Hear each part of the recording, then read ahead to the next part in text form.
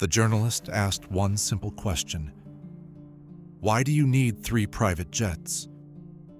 Kenneth Copeland's answer was so disturbing that 50 million people watched his face change on camera.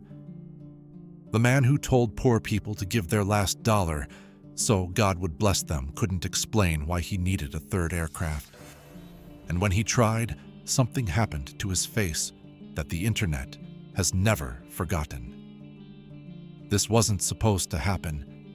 For over 50 years, Kenneth Copeland had complete control over every camera that pointed at him.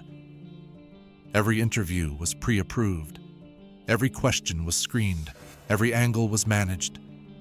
His team made sure that the only version of Kenneth Copeland the world ever saw was the one he wanted them to see. Then a reporter with a microphone walked up to him at an airport, and in under 3 minutes, she accomplished what decades of critics never could.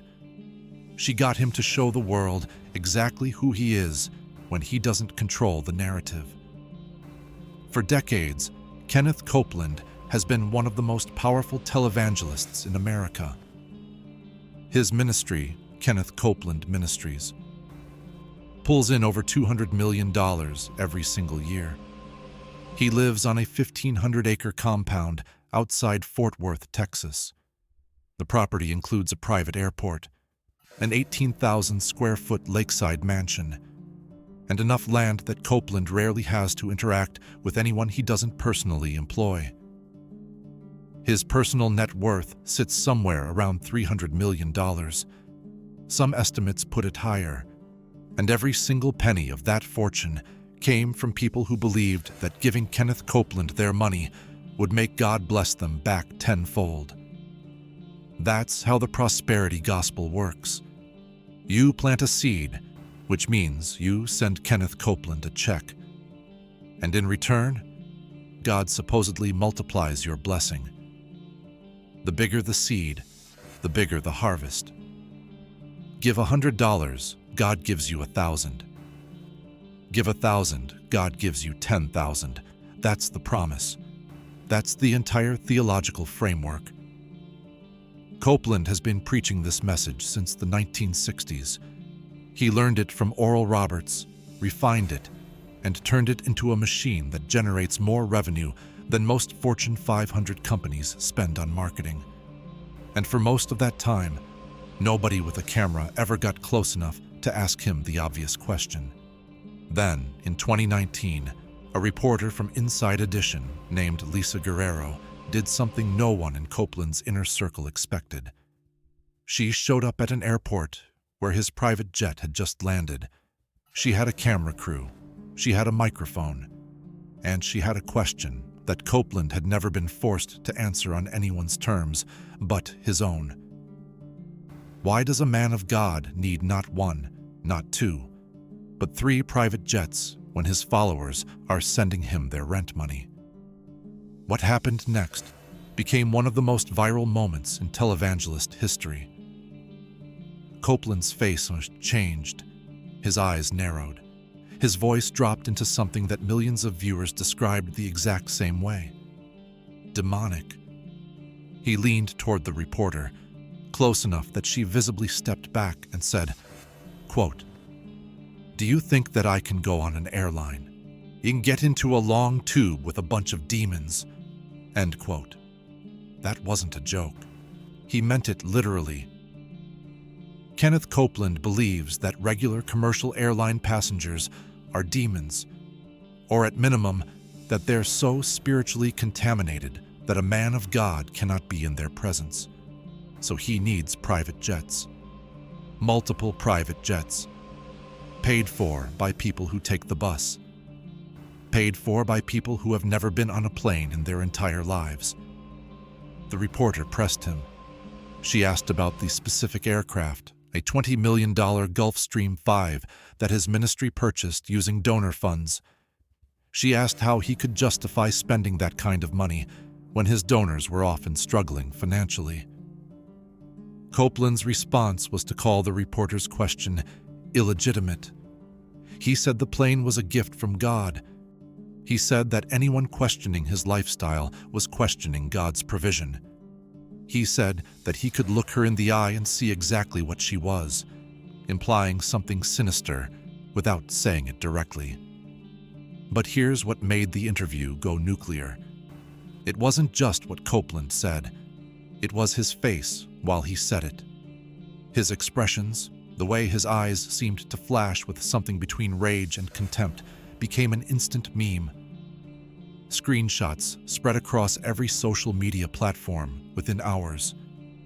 People called it the demon face. They made compilations set to horror music. They made remixes. They made fake movie trailers using his footage. And suddenly, millions of people who had never heard of Kenneth Copeland were watching this elderly televangelist lose his composure on camera while defending his private jets. The mask didn't just slip. It shattered into a million pieces on the tarmac. Now here's what the interview exposed beyond the jets themselves. Kenneth Copeland's ministry operates with zero financial transparency. Unlike most nonprofits, he's never been required to open his books. Religious organizations in America enjoy tax exemptions and legal protections that secular charities don't have. They can pay their leaders whatever they want. They can spend donations however they want. And they don't have to tell anyone. Back in 2007, Senator Chuck Grassley launched an investigation into 6 major televangelists. Copeland was on the list. So was Creflo Dollar. So was Benny Hinn. The investigation wanted to know exactly how much donor money was going toward personal expenses. Private jets, luxury cars, multi-million-dollar homes, designer clothes. Copeland refused to cooperate. He claimed that forcing him to disclose his finances would violate his religious freedom. He called it governmental overreach. He called it persecution. And because religious organizations in America have enormous constitutional protections, the investigation eventually stalled. No charges were filed, no financial disclosures were required, no accountability happened. Copeland went right back to asking for money the next day. But the Senate investigation did reveal some documented facts. It confirmed that Copeland's ministry had purchased him a $20 million Cessna Citation X. It confirmed that ministry funds had been used for home renovations on his personal residence, the one on the 1,500-acre compound. It confirmed a pattern that anyone watching could recognize.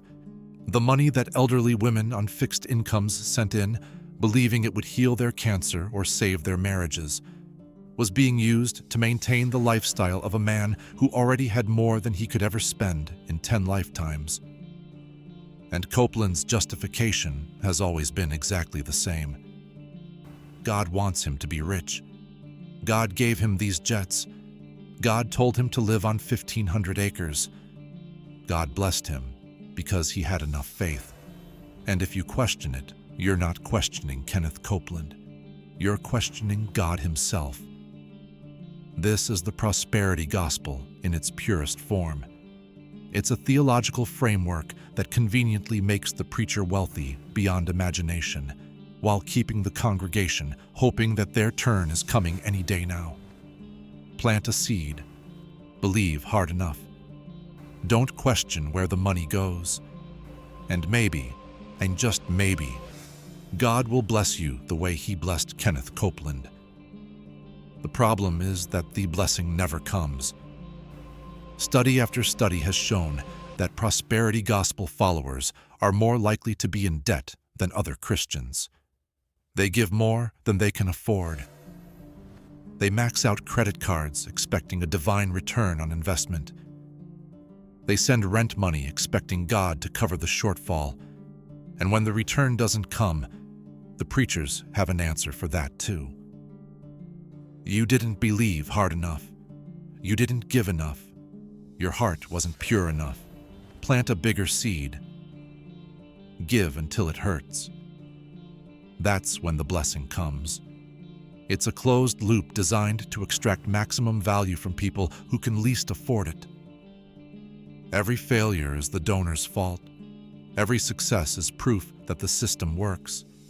And at the center of it all sits Kenneth Copeland, 89 years old, on his private compound, with his fleet of private jets, still asking for more. The Inside Edition interview didn't destroy Copeland's ministry. His followers are too loyal for that.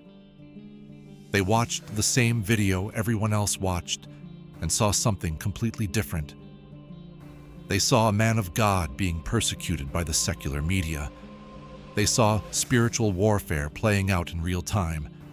They saw a prophet under attack. But the interview did something that decades of criticism never accomplished. It showed the world what Kenneth Copeland looks like when he's not performing, when the cameras aren't his cameras, when the lighting isn't his lighting, when the questions aren't softball setups from his own team, when he can't edit out the parts that make him look bad.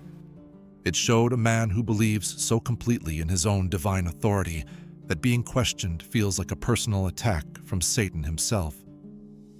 A man whose immediate response to a simple question about jets is to call ordinary airline passengers demons. A man whose face, when confronted with the most basic inquiry about his wealth, transforms into something that made millions of people instinctively uncomfortable. Kenneth Copeland is 89 years old now. He has no clear successor. His ministry is built entirely around his personality, his voice, his ability to look into a camera and convince people that giving him money is the same as giving money to God. When he's gone, the compound will remain. The jets will remain. The bank accounts will remain. But the man who built this empire by telling poor people that poverty is a curse and wealth is a blessing will finally stop asking for checks. The question is, what happens to the people who believed him? The ones who sent their rent money hoping for a miracle that never came. The ones who maxed out credit cards to plant a seed that never grew. The ones who are still waiting for God to bless them back the way he supposedly blessed Kenneth Copeland. The answer, of course, is nothing happens to them. They'll still be waiting. They'll still be in debt. They'll still be wondering what they did wrong while Kenneth Copeland flies overhead in his Gulfstream. That's the thing about the prosperity gospel. It always prospers someone. Just never the people writing the checks. The interview that went viral wasn't a gotcha moment. It wasn't a setup. It wasn't a trap. It was simply a reporter asking a reasonable question and a televangelist revealing exactly who he is when he doesn't control the narrative. 50 million people saw it.